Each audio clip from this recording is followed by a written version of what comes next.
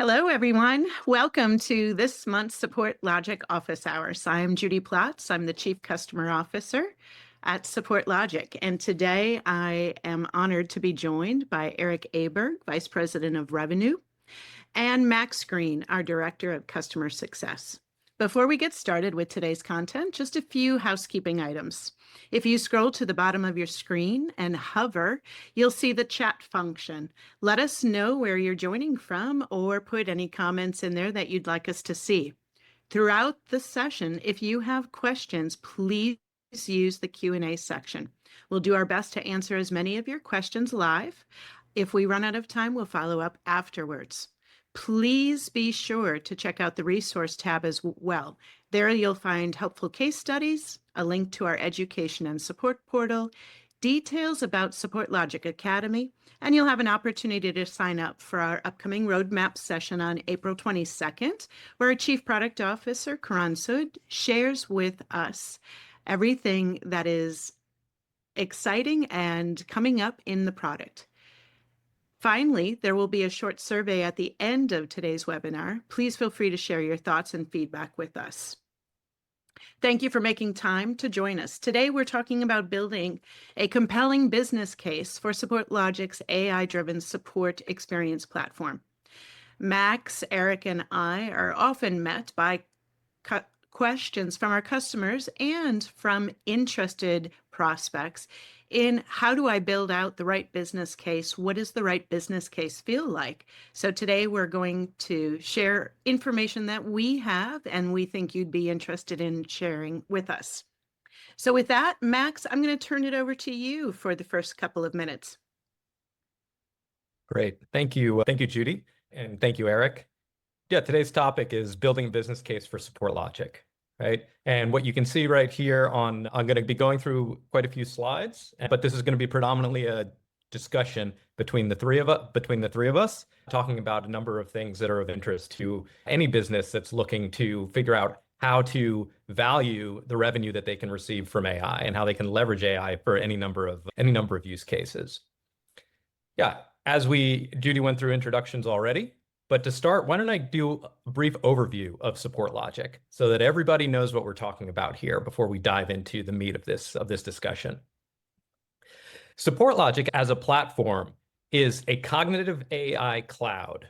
What that means is that we basically sit as a layer on top of a variety of different data sources that you use. All your enterprise data, which exists it can be in Snowflake, Jira, any number of CRMs, all over the place. And what we do is we leverage an analytics engine that extracts that data, normalizes it, and then puts it into a schema which allows us to run a variety of AI models on top of it. So those AI models include natural language processing, escalation prediction, a variety of other ML models focused on knowledge extraction for serving up content to agents and directly to end customers. So all this enables a variety of use cases and powers a series of distinct agents, which is what you're seeing on screen here. Examples being our sentiment agent, our escalation agent, our prioritization agent.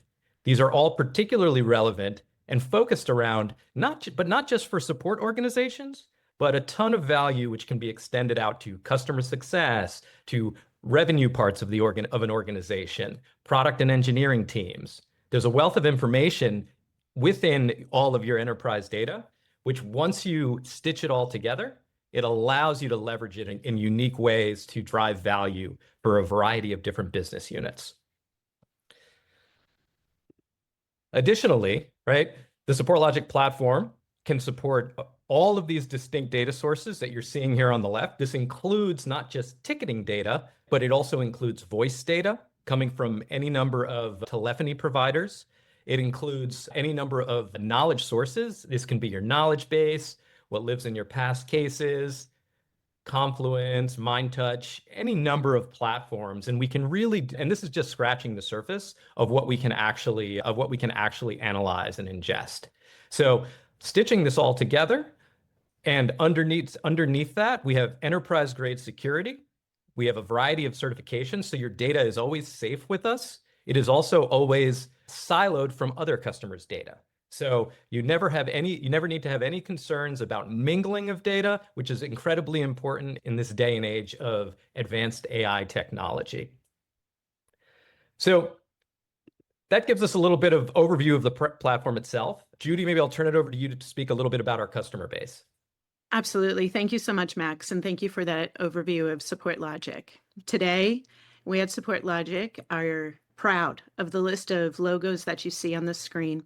We have customers across high tech, AI, data, sales, manufacturing, telecom, financial, government, education, HR, and retail.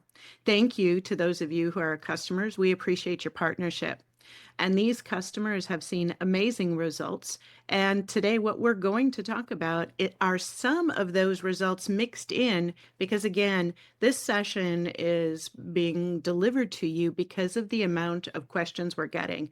It seems today, more than ever, with the transformation going on in support organizations, the need to create a compelling business case for the use of AI, or a tool similar to SupportLogic, is first and foremost in the front of people's minds. And the business cases that we use, let's say even a year ago, even 6 months ago, are no longer the business cases that are getting us to where we need to be for executive and stakeholder buy-in.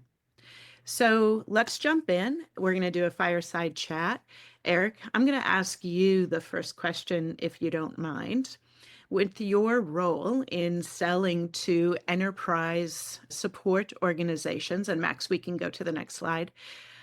We want to end the next slide, please. Let's talk about the business problem, right? When you're starting to create the business case, one of the key questions, of course, to ask yourself, what problem are you trying to solve?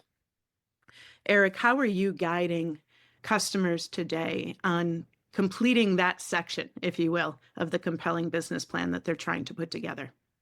Yeah, great question, Judi, and Max. I may lean on you here as well for some guidance and input on your end here. But what I would say from the perspective on my end is really thinking about this in the context of how it aligns with leadership and the end outcome that the organization is really working towards. So within that, you have to become familiar with the specific business challenges that you're encountering on a daily basis. And then at the same time, those that you would expect to encounter down the road that might be impacting other areas of the business. So Max, I know you've got a lot of information on this as well. Curious to get some more feedback from you on that. Yeah, absolutely. One thing I think worth noting is that it all comes back to revenue when it really comes down to it, right? Every business, sales is the lifeblood of every business, and support, like many other functions, is there to ensure that post-sale, your customers are successful, to open up opportunities for expansion and prevent churn, ensure that customers are renewing. So very commonly, especially as businesses scale, customer churn is a challenge, right? And AI can absolutely be leveraged to ensure that you're able to understand the health of your customers and take advantage of all the insights there to create opportunities, right?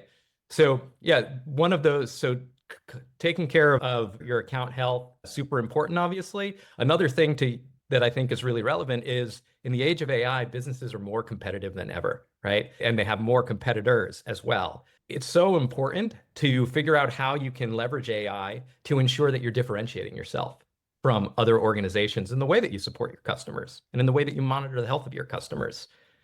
Finally, the last thing that I would mention here is that time to value is critical for it's the most important thing post-sale, because you make promises during the sale as to what a customer is going to be able to achieve. And that's why they purchase your software. So super critical to ensure that we're speeding that time to value up as much as possible. And support and AI is a big part of that. Great. Thank you both for that. Let's go to the next question, because I think as we're building out this business plan and the information that we need, the executives and the key stakeholders are going to be focused on the impact that the new software will have. And that impact could be across the board, but three main areas I think that we see support orgs focusing on: efficiency, revenue, and cost, right?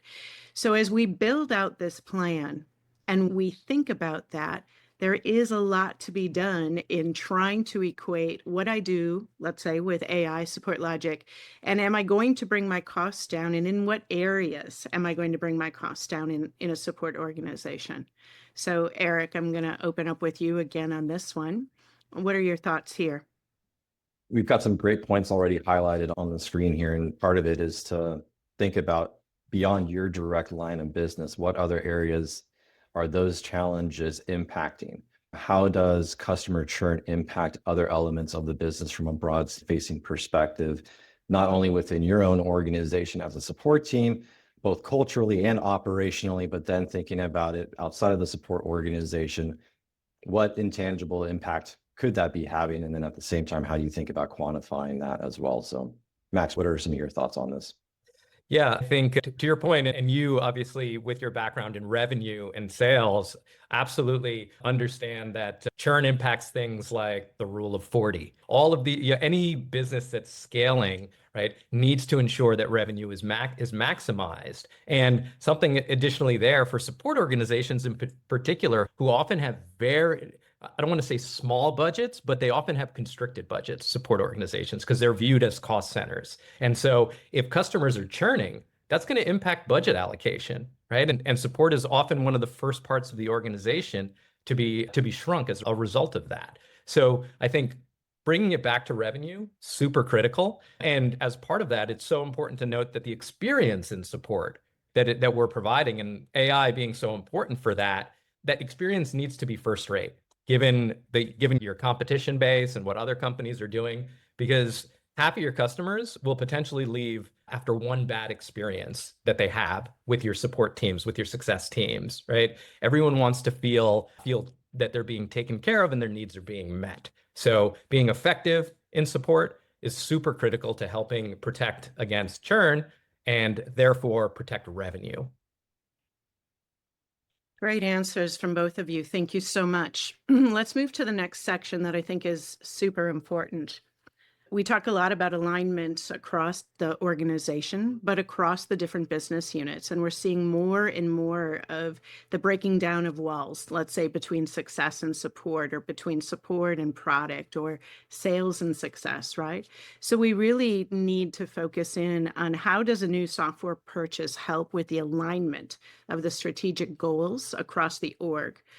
And why is this important to the leadership? And how do you put a stamp on that when you're putting the business plan together? And Erik, since I keep picking on you first, I'm going to pick on you first again. So it's a pleasure. I'm used to going first here, so that's quite all right. Yeah, I think we've really drilled in on the picture of the problem that we're looking to solve and the impact it has both on efficiency, cost, and revenue. Building on that now, though, is shifting that focus to what success really looks like when everything clicks into place. And I'd say even more importantly, how we frame these results in a way that really resonates with the leadership team. It's getting into that topic of what's the upside here? What should you actually expect to happen if this investment delivers? I'd say, first of all, we consistently see that SupportLogic helps reduce customer escalations. That's not just a support metric we often associate it as such, but it really directly impacts customer retention and loyalty.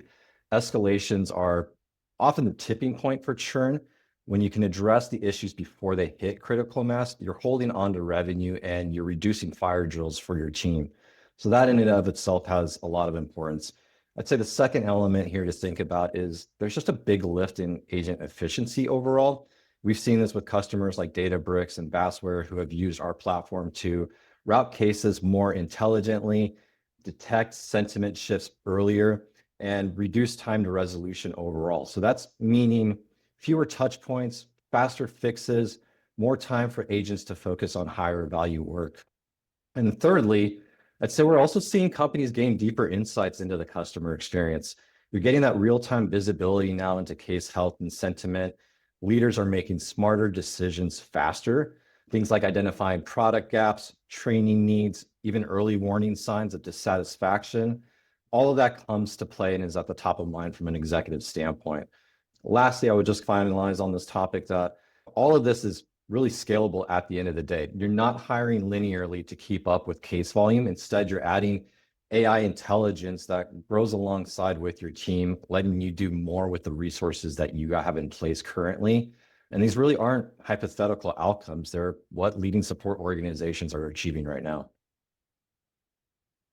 Yeah, if I could, yeah, Go if I could add something there as well. One of the things that we hear from customers all the time, and in particular, the rank and file, we call it even, you could call it middle management within support organizations, right? Who really have to figure out how to align what they're doing with those strategic goals that their leadership cares about. So this involves moving beyond thinking about KPIs. So if you're a director, if you're a VP, right? You have to move beyond KPIs and think about how those KPIs are impacting the strategic goals of the organization, right? Because only then are you going to be able to sell it both to your own leadership as a tool that you want to expand on using, right? As well as if you're the one who's out there looking for AI tools to better support your team and you're presenting them up to your leadership as part of opportunities to buy software that'll make sense for your organization. And I think lastly, one thing I think worth noting is you talked about leveraging all of that data for the purposes of comprehensive insights that you can get to it and what that means for a business. With AI, you're able to really start to look at things like the voice of the customer, but at a scale that allows you to leverage it to make massive process changes and business decisions around the organization. And this is super valuable and not something that was really possible before AI has came to the forefront of everything that we do, because it really enables you don't have to read through every single one of the interactions that you're having with your customers in order to find those insights. You can look at them comprehensively. And this is something that many of our customers have done. Salesforce, as an example, leverage this type of information to make business process changes that improve the efficiency of support and therefore enabled a lot of those people working in support to focus on more important tasks. Absolutely, Max. We have many examples, and a lot of them are available, of course, on the SupportLogic site. We have many case studies that are in print or in video format. But I think for the customers achieving the results, and we'll talk about a few of those results here in a minute, they went through this entire process. They built out this business case. And I think in really examining the business case that they put together, it's the next question that's really important, which are, what were the expected business outcomes? And so for people here today with us, either again, our current customers who are going through the annual process of, let's say, renewing, for prospects who are considering the acquisition of a new AI tool, focus on some of the case studies that we have available to you and those business outcomes that are real, that customers have already achieved, and then work in how could you see those outcomes impacting your own organizations? And really always focusing on what happens if we absolutely get this right. So Max, I'm going to come to you first on this one. What happens if a customer gets it right in the purchase of the software? And what should they look for? And how can they set reasonable outcomes? Because we can't shoot for the moon and we don't want to fall short, right? Yes. So talk a little bit about that for me.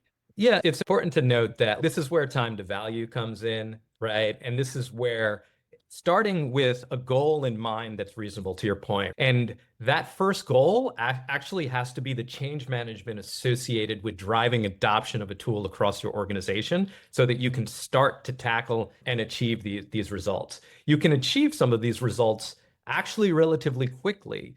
But in order to do, you need to ensure that your teams are making the most out of using a tool like this. And that's very much a change management action. Once you've done that and you start to build in workflows into your team's day to day, you can absolutely see quick results on things like reducing escalations and improving CSAT and improving efficiency, simply because what AI does is it allows you to see where the problems are before they get out of control. It allows you to predict interactions with customers that are going to get out of hand. And if you tackle those sooner, that means that you're often having to get less individuals involved in a case, and you're seeing less engagement with your own executive leadership with your customers unnecessarily, right? All of that puts you at risk of things like churn and other negative outcomes. So really focusing on, with a tool like SupportLogic, leveraging it for proactive use cases and engagement with your own customers can allow you to start seeing results very quickly. And once you've done that, you can really start thinking about how you repurpose some of the resources that are opening up as part of achieving some of those early results to tackle other challenges that your organization is facing. Thank you. And I know in the resources section, we have a couple of the case studies from current customers. So again, if you hover down to the resource section, you'll find a case study for Salesforce, Bassware, and Databricks. Please feel free, access those resources, look at the outcomes that they're achieving. And then of course, you can build your own plan of outcomes. Erik, is there anything you want to add to this question? Because you're intimately involved in helping customers draft this type of business outcome statement. Anything you want to add here? Yeah, no, absolutely, Judy. And thanks for that opportunity. I would again look at this from that context of how you're aligning with your leadership at the end of the day, because ultimately these business outcomes are important for the support organization and the company as a whole. But realistically, I think we can appreciate leadership isn't going to green light an investment unless it connects directly to some of those strategic goals that I was talking about on the previous slide. I'd say one of the first things too is looking at this from a revenue protection standpoint. We all know happy customers renew, unhappy ones churn, or worse, they go public with their complaints. When you're improving metrics like support sentiment and reducing escalation rates, you're not just helping the support organization, you're actually protecting those customer relationships that really directly tie into NRR and future revenue going forward. The other element I would bring up on this is the investment is looking at this at advancing enterprise cost saving initiatives. Today, we're seeing a lot of interest from CFOs and finance departments to consolidate spend around technology platforms. Most organizations are really under pressure to do more with less. And that's where our customers are seeing the benefit of SupportLogic to help reduce case volume, improve resolution time, minimize reworks. And those are all real measurable cost reductions that matter to finance organizations and that are displacing multiple different vendors within an overall tech stack. I'd also add operational resilience comes into play here. You know, what happens when volume spikes, when there's a major crisis or issue that hits, our ability to provide proactive sentiment detection and intelligent workflows within the tool help our support organizations gain that agility and also reduce that future risk. That's really going to resonate with any executive that's focused on risk mitigation and then service continuity. And I'd add one last thing here that, you know, ultimately this begins to align with that digital transformation strategy. More and more, we keep seeing it day in and day out. Every company wants to be more AI first and data driven. The platform is really giving you both. It turns your unstructured support data into actionable insight. And then that's going to be able to parlay into leadership's ability to understand what's happening, what are some of the trends that are emerging, and how can they actually use that data through their dashboards to make intelligent decisions going forward. So it's not just a better tool for support, but it really spans much further beyond that. And it becomes a strategic asset that drives both top line and bottom line value. And when you're a support leader coming to your executive leadership team with that kind of context, leadership's going to listen when you frame it that way. Worth noting there also, just quickly, you made a great point there, Erik, about AI transformation. And AI transformation is a company-wide initiative. What this means is that the decisions around AI tools need to be thought of in the context of the AI tools that other parts of the organization might be purchasing as well, right? Because often you're going to be competing in budget across the organization for things like that. So it becomes more and more critical to show how AI that you purchase for support is going to impact the business as a whole. Yeah, great point there, Erik. Yeah. And I guess the last thing I would frame up on this is, in my experience, sometimes the real risk comes in when you actually don't do something. It's not in the ask of what we do, it's what we don't do. And so I've been in the room plenty of times with leadership when there's been an opportunity to modernize, bring in tools that could have transformed the way a company worked, but the decision ultimately stalls out. And so maybe the business case wasn't strong enough at that point in time. Maybe there wasn't enough urgency to drive it, but the assumption just becomes we can just make it work with what we've had.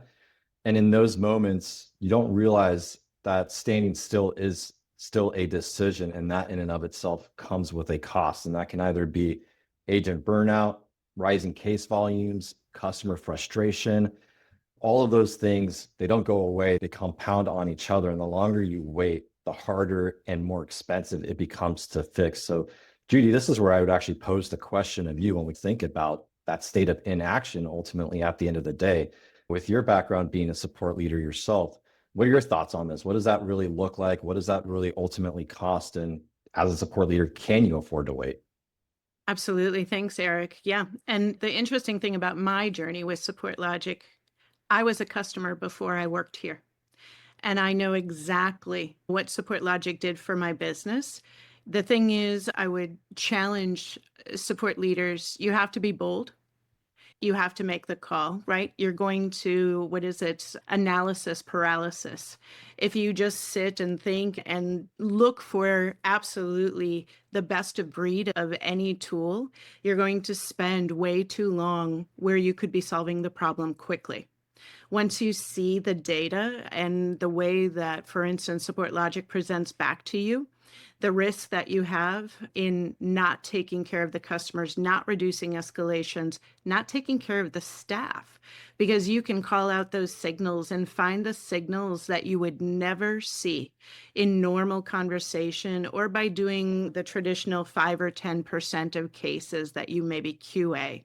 If you're looking at 100% of your cases all of the time, you are in a position to absolutely become a rocket ship when it comes to how you are running your business, how you are engaging with your peers in the other lines of business. And you're getting ahead of customer retention and loyalty issues without a doubt. We already talked about the competitive advantage that you have. You know, if you can take escalations as an example in double digits and lower those to 1% or less, and you can do that in the course of weeks or a month or two, that leaves you, as Max said, you can take resources and realign them. You can actually accelerate your transformation on other projects because now you have time free in your manager base that they can help and work on some of these other transformation efforts that you have in place. So I think, you know, it's and if we look at the next slide for a second, I think this is a big part that we would want to work in. Look at the impact that you can have when you're, again, creating your business case. What does it look like immediately? What's the near term? What is the financial impact? What's the impact to the brand? And these are things that you can touch. They're tangible. You can put numbers around them. But again, doing nothing in today's world is not an option. You have to get ahead of this and picking a tool that will immediately be a stress reliever. It will immediately bring intelligence and data into your support organization that you've always had. You've always had the data. Now you're just able to use the data effectively across the business. And I think that's, for me, one of the most important parts. So I know we're coming up on time. We have, again, given you resources here in the resource tab. There are a number of ways to continue to interact with us. If we go down to the next slide, I believe we've documented those here. We have our learning resources that are available, Education and Support Portal, our SupportLogic Academy, and of course, the Customer Office Hours that you've just attended with us today. We do have some questions that have come in. We will respond to those questions and make sure answers are given to everyone. Thank you for joining us. Max, Erik, thank you so much for being my guest and presenting with me today. I've enjoyed our time together. Thank you, Judi. Thank you, Judi.